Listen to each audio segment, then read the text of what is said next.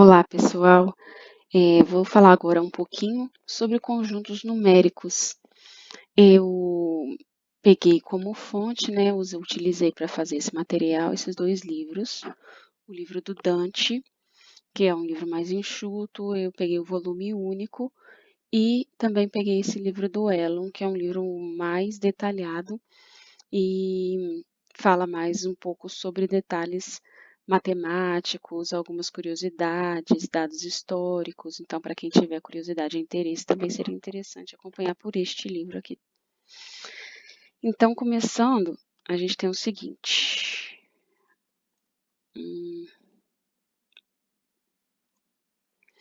Falar aqui, né, dá uma noção, né, de conjuntos.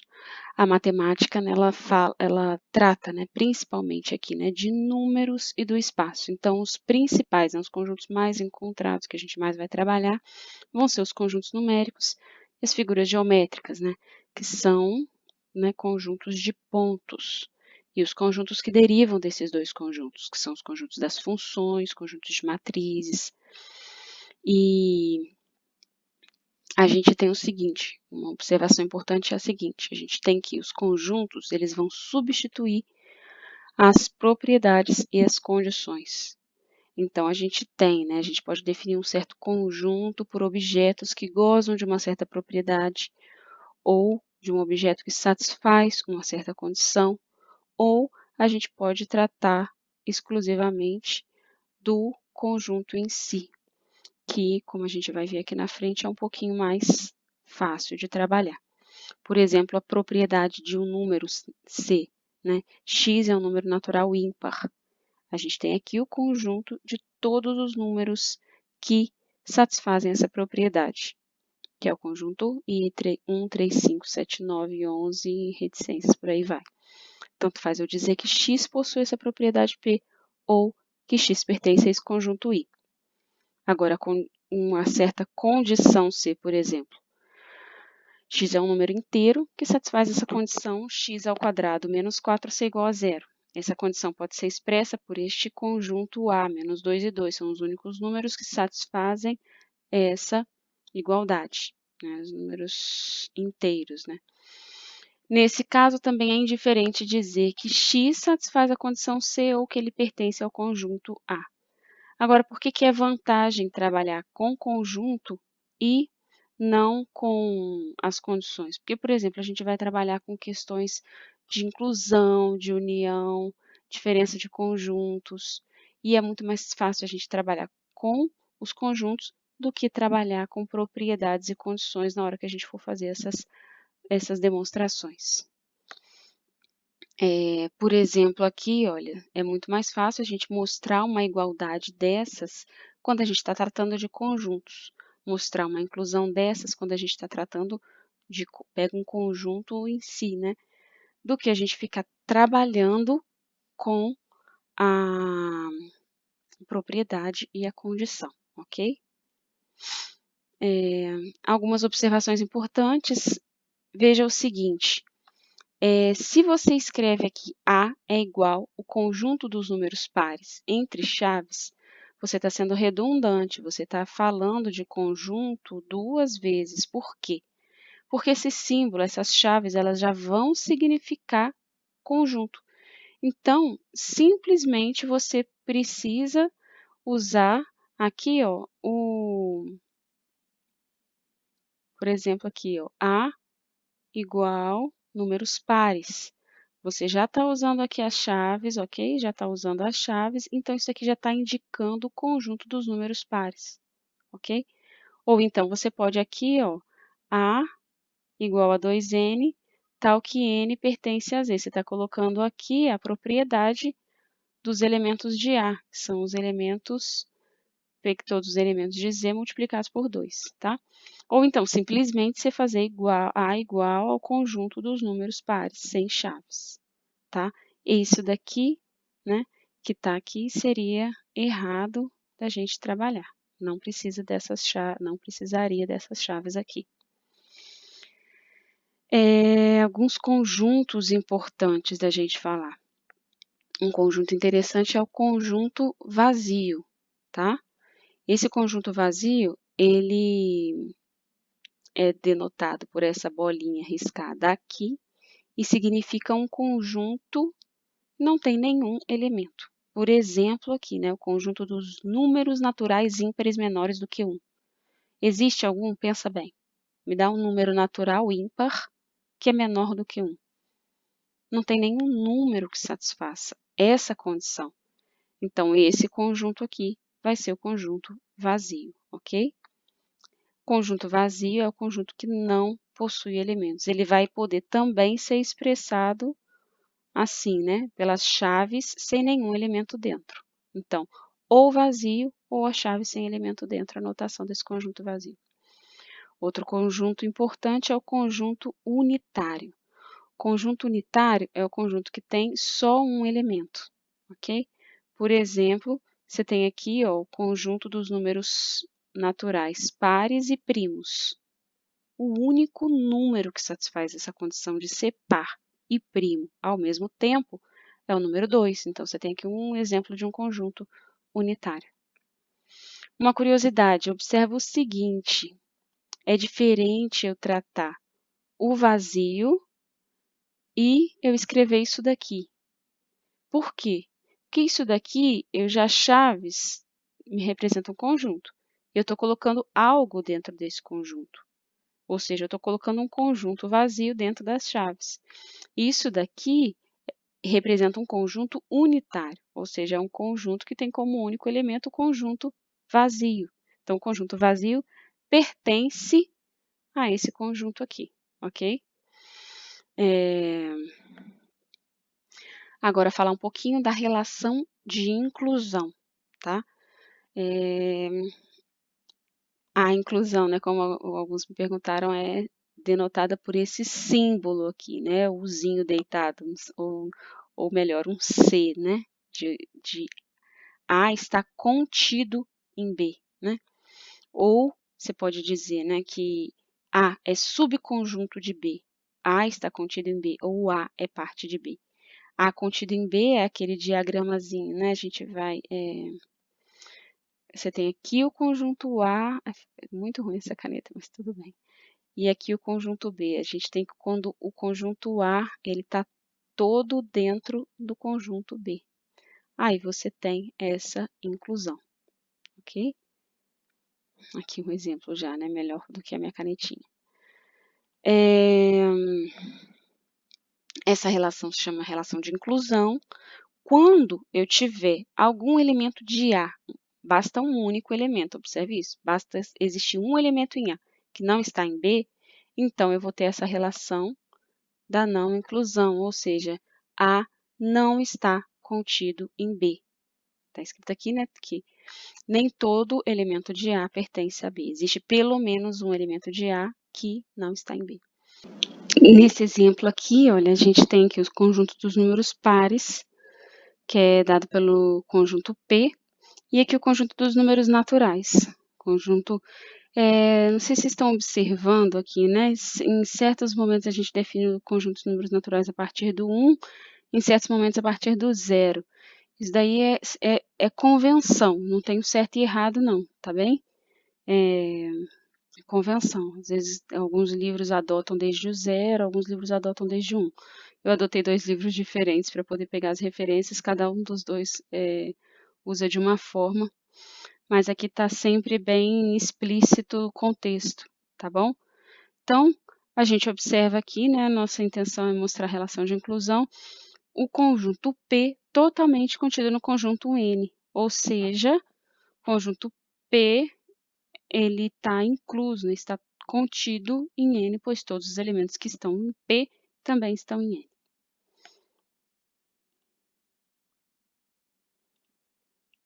Segundo exemplo, se A é um conjunto dos retângulos e B é um conjunto dos quadriláteros, então A está contido em B, pois todo retângulo é um quadrilátero, né?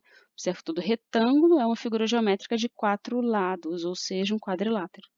Agora, o conjunto B, ele é um conjunto maior, né? Ele tem nele trapézio, tem nele losango, tem outras figuras geométricas de 4 lados, que não tem os 4 ângulos retos, né? Não são retângulos. E por isso a gente diz, né, que A, os retângulos, estão contidos no conjunto dos quadriláteros, A contido em B. Terceiro exemplo, se A for igual a 1, 2, 3, né, e B for igual a esse conjunto dos números 1, 2 e 4, então A não está contido em B. Por quê? Como que a gente mostra isso? Porque existe basta mostrar somente um elemento de A que não está em B. Ou seja, 3 é um elemento que pertence a A e, ao mesmo tempo, 3 não pertence a B. No mesmo sentido, a gente tem que B não está contido em A, porque 4 pertence a B e 4 não pertence a A, então B não está contido em A.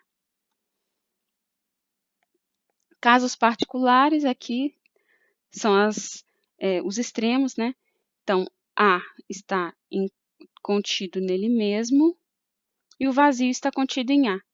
Né? A está contido nele mesmo porque todo elemento de A pertence a A. Né? Então, você nunca vai achar um elemento que está aqui e não está aqui ao mesmo tempo. Vazio está contido em A. Qualquer que seja o conjunto A, você vai ter que o vazio está contido em A. Por quê? Se você tivesse, por acaso, suponha por contradição, né, que o vazio não estivesse contido em A. O que significaria isso? Que existiria um elemento nesse conjunto que não estaria nesse. Mas dizer que tem um elemento no vazio é um absurdo.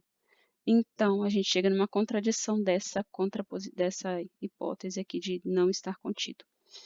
Logo, o vazio está contido em A, está demonstrado.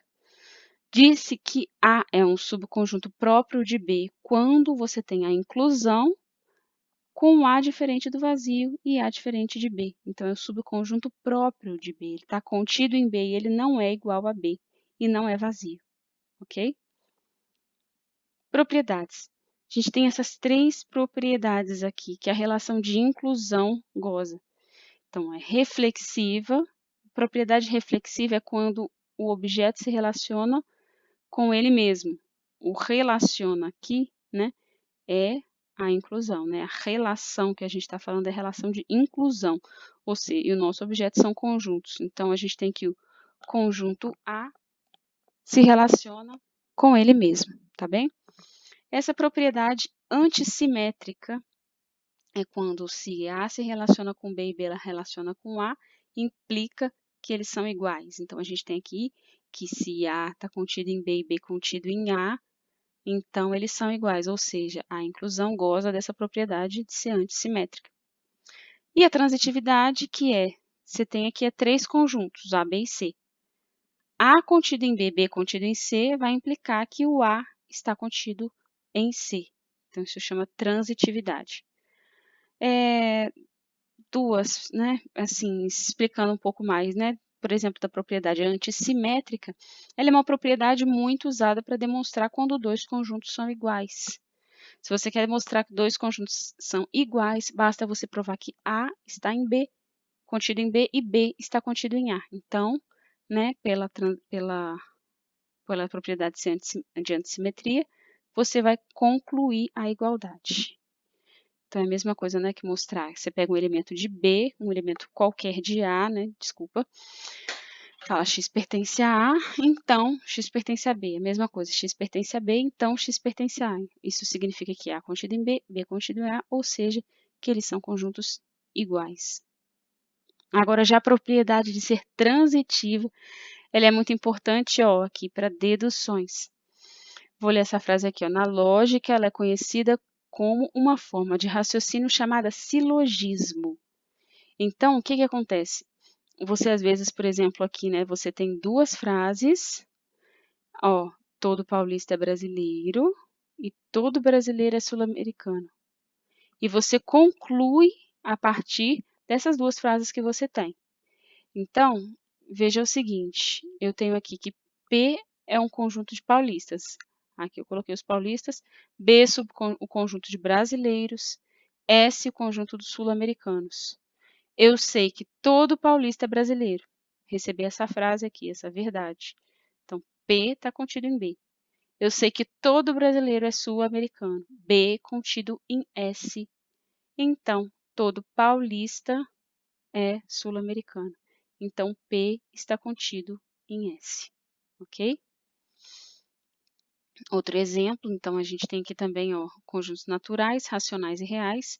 Eu sei que todo natural é racional. Aqui, ó, todo natural é racional. As duas frases que eu tenho, e aqui é o meu então, né? Então, ó, todo número natural é racional. N está contido em Q. Outra coisa, todo número racional é real. Q está contido em R. Então, N contido em R. Ok? Algumas recomendações. Se A é um elemento do conjunto A, esta relação aqui também pode ser escrita desta forma, tá? Que o conjunto que contém só o elemento A está contido em A. Mas é incorreto escrever isso daqui, porque um elemento não está contido no conjunto. E é errado escrever isso aqui também, porque esse conjunto aqui, ele não pertence, né? Ele, na verdade, ele goza da propriedade de estar contido em um outro conjunto, ok? Agora, falando do complementar de um conjunto. Aqui eu digo assim, que só faz sentido você falar de complementar de um conjunto quando você sabe de qual universo que você está falando. Por exemplo, eu tenho um conjunto unitário que tem só o número 1. Qual que é o complementar dele? Será todos os números pares? Será só o zero? Será vazio? Depende de qual que é o conjunto universo que eu estou tomando nesse contexto. Se o conjunto universo for só o 1, meu conjunto complementar vai ser o vazio. Se meu conjunto universo for os naturais, o meu complementar desse conjunto unitário 1 vai ser os naturais menos 1. Então, é importantíssimo a gente ter conhecimento de qual é o conjunto universo do qual a gente está falando para a gente falar de complementar de um conjunto. O que é ser complementar? Se chama complementar em relação ao universo, conjunto formado pelos elementos do universo que não pertencem a esse conjunto A. Você pode fazer essa anotação, né, o complementar de A em relação a U, ou A complementar, quando já está assim implícito, né, qual que é o conjunto universo, ou esse A traço, aqui, esse A barra, que também pode ser a anotação de conjunto complementar. E aqui escrevendo, né, aqui, ó, A complementar é igual a X, tal que X pertence a U e X não pertence a A, ou seja, U menos A. Então, você tem aqui o conjunto U, você tem aqui o A, agora tudo aquilo que não é vermelho é o A complementar, ok? Propriedades desse conjunto, para todo conjunto A contido em U, você vai ter que o complementar do complementar é igual ao próprio conjunto. Todo conjunto é complementar do seu complementar. Você observa o seguinte aqui, olha. Se eu pego o A e faço o complementar dele, eu tenho o conjunto todo azul, né? Todos os elementos que estão no azul aqui. Se eu pego o A complementar e faço o complementar dele de novo, eu vou pegar todos os elementos que estão no vermelho, que é o próprio A, ou seja, o complementar do complementar é o próprio conjunto. A outra propriedade, se A está contido em B, então o complementar de B está contido em A. Se um conjunto está contido no outro, seu complementar contém esse outro. Observa aqui, olha, o seguinte, você tem o A, vamos supor que você tenha, vou tentar fazer aqui, é muito difícil escrever. Você tem aqui, ó, um conjunto B, vamos supor, ó. Tá? E tenho aqui o A contido em B, né? O complementar de A é tudo que está em azul. O complementar de B é tudo que eu estou tentando rasurar aqui, com esse vermelhinho aqui. Observa que tudo que está rasurado com esse vermelhinho aqui está contido no azul, ok? Então, esse que está rasurado no vermelho é o meu B complementar, tá? O B complementar está contido no azul, ou seja, o B complementar está contido no A complementar, desde que o A estivesse contido no B. É isso que diz a segunda propriedade aqui nossa, tá bem? Agora, falar um pouquinho de união e interseção. A gente tem que a união, né, vai ser quando você reúne os objetos. Então, quando você pega a união, você vai ter todos os elementos que estão em A ou estão em B. E a interseção você vai pegar a interseção de dois conjuntos, é a mesma coisa que você pegar os elementos que estão em A e em B ao mesmo tempo, ok? Esse resuminho que eu falei é o seguinte, né? X está na união, significa que X está em um ou no outro. X está na interseção, significa dizer que X está em um e no outro ao mesmo tempo. Agora, as propriedades, dados três conjuntos A, B e C, valem as propriedades comutativa. Então, não faz diferença você começar pelo A ou começar pelo B, quando você faz a união ou a interseção, é a mesma coisa. Associativa, tanto faz você unir primeiro esses dois primeiros, ou unir os dois segundos primeiro e depois o outro.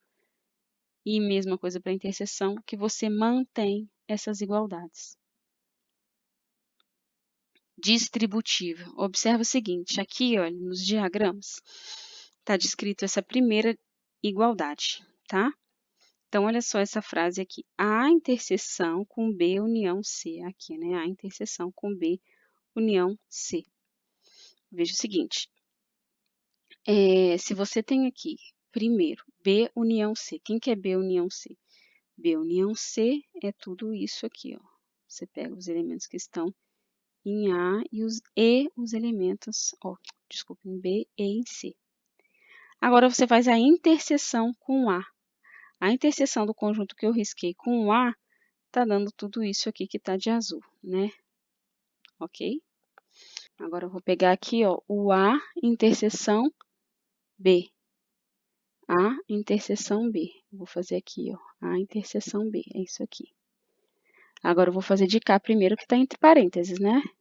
O A interseção C. O A interseção C é isso aqui.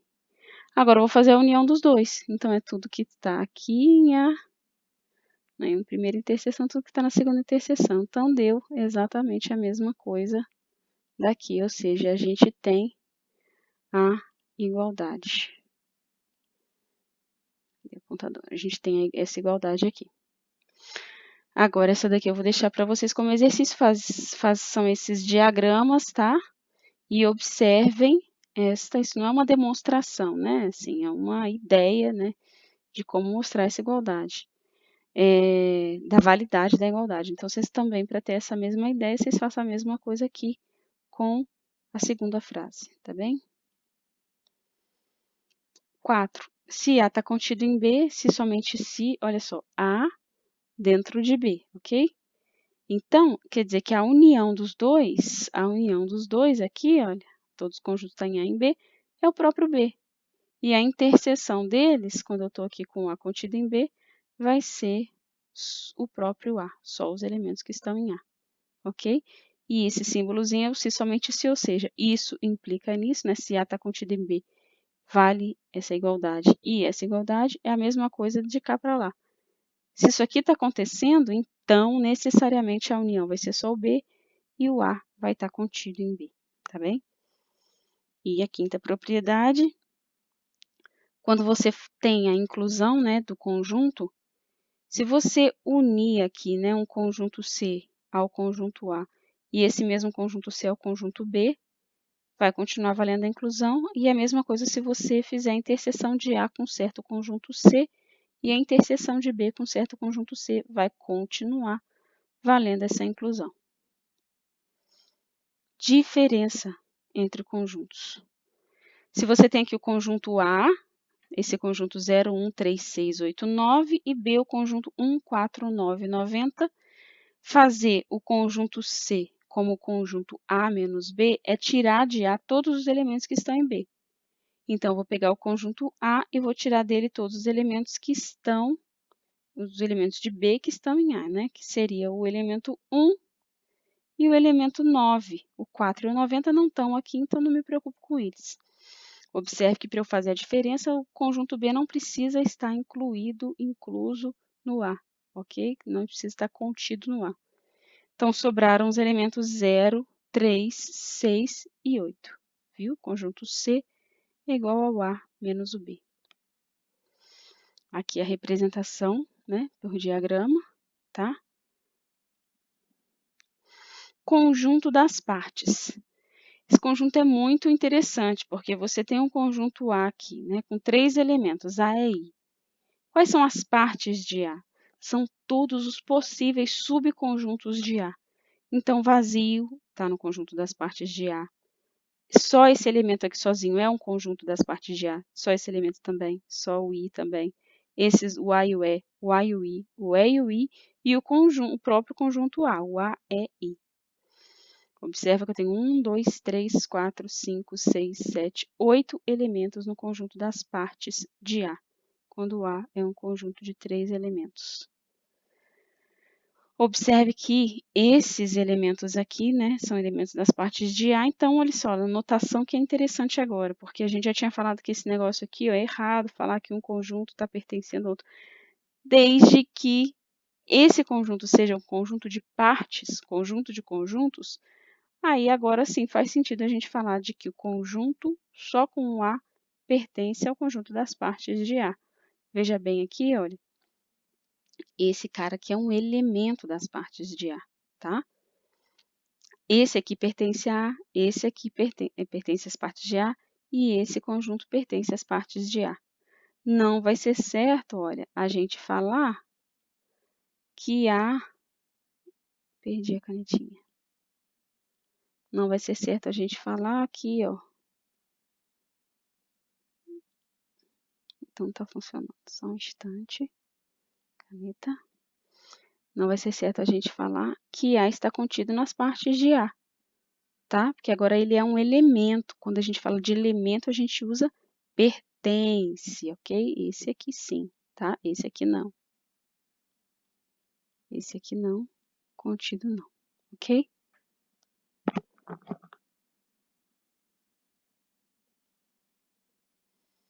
Observe também que há uma relação, deixa eu pegar o laser de novo. Observe também que há uma relação entre o número dos elementos das partes de A e o número de elementos de A. Observe o seguinte, que vazio tem 0 elementos e as partes de vazio tem só, conjunto vazio tem 1 elemento. Conjunto A tem 1 elemento e as partes dele é o 0 e o A, ou seja, 2 elementos. Este aqui tem 2 elementos, tá? As partes desse conjunto aqui tem 4 elementos. Então, ó, 1, 2, 4. Um conjunto de 3 elementos a gente já viu, né? Ele tem 8 elementos. 1, 2, 4, 8. Isso está seguindo uma certa ordem. Observa que é sempre ó, 2 elevado a 0, 2 elevado a 1, 2 elevado a 2, 2 elevado a 3. Ok?